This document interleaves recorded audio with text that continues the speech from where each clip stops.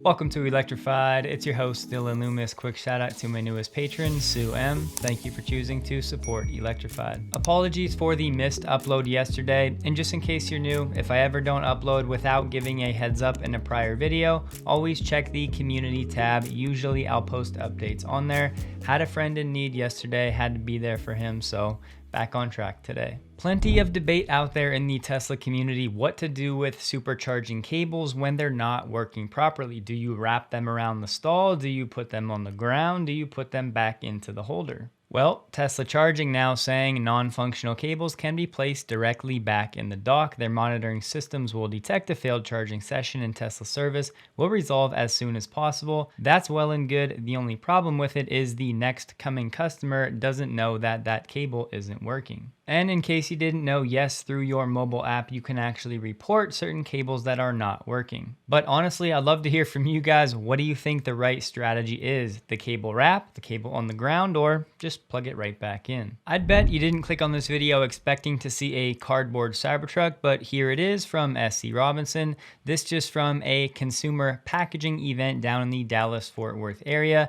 Thought it was pretty cool. I'd put this one in the rumor mill for now. It's coming from some unknown sources, but Michael is telling us that Tesla UK is set to offer 0% APR on PCP deals with Model 3, and reading through the comments, it's only Model 3, not for Model Y, supposed to actually start tomorrow on Friday. In the UK, PCP is personal contract purchase, and simple takeaway, it's kind of like a lease here in the United States. From a leasing.com article this summer, PCP agreements typically have a fixed APR of between 5 and 10%. So if this is true, it would be a very nice incentive for Model 3 vehicles in the UK, another lever that Tesla has to pull, and it can continue to get more creative working with the banks as they prove their demand. And I guess I have to say it, but sure, it could be clearing the way for Project Highland. Sometimes in life, it's really the little things, and this time around, Tesla is bringing all of the windshield wiper controls onto the steering wheel, onto the scroll buttons. So now you can adjust the speed of the windshield wipers directly from the wheel without having to activate the wipers first via the stalk. So this lets you adjust the speed of the wipers, turn them off, or set them to auto right from the wheel. To adjust these settings, just go to the display tab, and right here you'll find the scroll wheel function drop-down option. Remember last summer when Elon was asked about adding Airplay to Tesla vehicles, he said, "We'll discuss this and other improvements with Tesla audio engineering." Back to the present, and maybe that feature has arrived. Not a Tesla app saying Tesla is starting to implement Airplay to allow higher quality streaming of audio and maybe video right to your vehicle from your iPhone. This feature should allow for lossless or higher quality streaming, because with Bluetooth streaming, you do have some quality limitations. This right here has kind of been the theme over the past week, but just wanted to provide another data point, this time from S&P Global Mobility. The semiconductor shortages seem to mostly be in the past. S&P GM has estimated that in 2021, more than 9.5 million units of global light vehicle production was lost as a direct result from the semiconductor shortages, and another 3 million units in 2022. And through the first half of this year so far, that number is down to 524,000 globally. S&P astutely pointed out, though, that does not mean we're out of the woods now for good, because geopolitical trade risks still remain. And looking at the S&P's global sales and production chart, you can see that it seems like 2020 may be the trough in terms of both production and sales, but they are expecting a nice recovery over the next 5+ years. My biggest question with this chart is, how will autonomy impact the years in this range? Global light vehicle sales reached 93.8 million back in 2018, and S&P is forecasting 83.6 million units globally this year. And they're predicting we don't get back to that 93 million unit mark until 2027, which of course, the higher that number, the easier it is for Tesla to sell 20 million vehicles per year. S&P's executive director said, "We're now in a position where the auto industry has adapted to a constrained supply. As a result, is much less likely to be hit by significant disruption." Headlines like this from a consumer-facing brand will never get old. In the first 5 months of this year, Americans registered twice as many new Tesla Model Ys as last year. During that time frame, overall, electric vehicles made up 7% of new car registrations. Here's a quick dunking goal update. Sadly, this hoop is set to 9.5 feet, but you gotta start somewhere, and I still don't trust my Achilles 100% yet. And don't forget, when it comes to exercise and getting your heart rate up, getting those endorphins flowing, just find an activity you like. And if you want to take it a step further, maybe up your recovery with AG1, the sponsor of this video. It's been quite the wellness journey for me the past 2 years with this parasite that may have compromised my tendon health, but we're battling and learning through it. The AG1 story is simple. More than 75 vitamins, minerals, and probiotics in every serving. It's ready in a matter of seconds, and it ensures a baseline of daily nutrition no matter how busy we get with our careers, family, friends, travel, whatever. AG1's travel packs are especially nice if you do travel a lot.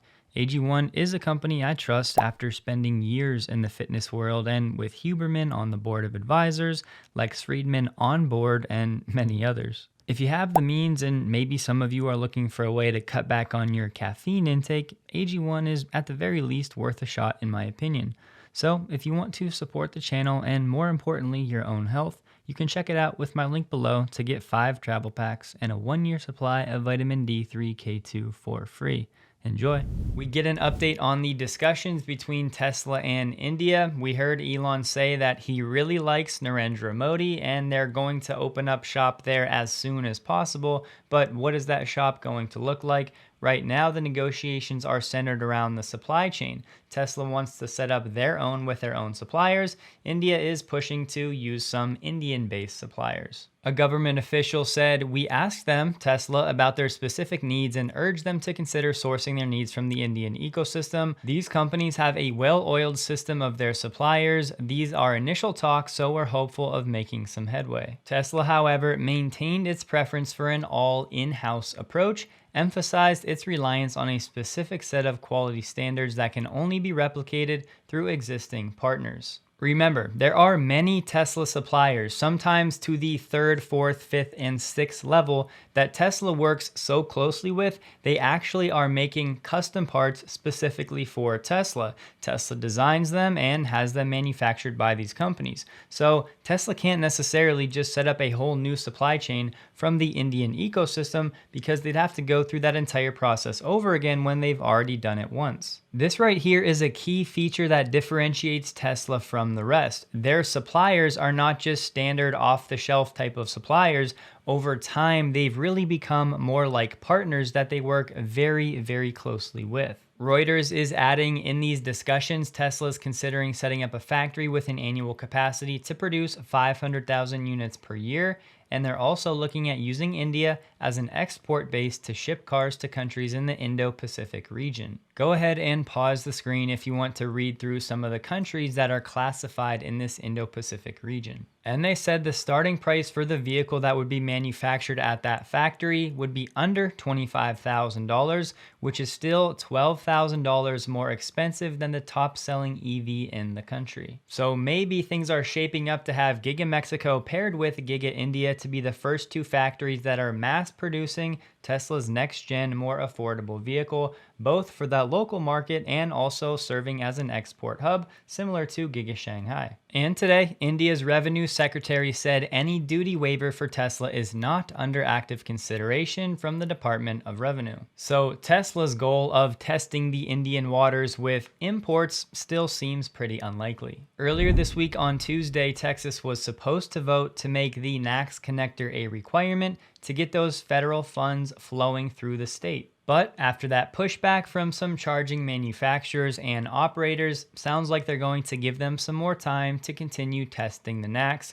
The next potential vote could be August 16th, and yes, it could have fairly big implications for the rest of the states. We heard Washington and Kentucky have already considered doing the same, with Kentucky's NACS requirement actually already in effect. At the end of the day, if these charging companies want to have a business 5 years from now, they will get on board with the NACS. Elon has just been announced as a keynote speaker for PG&E's upcoming event on July 25th. I hope we get a stream of this event because it could be pretty interesting. It aims to bridge the gap between the current energy system and the envisioned electrified and decarbonized future of California. Hopefully plenty of conversation on VPPs, vehicle to grid, net energy metering, and things like that. Porsche Taycan sales in Q2 this year, 1,635. That compared to 2,524 in the same quarter last year.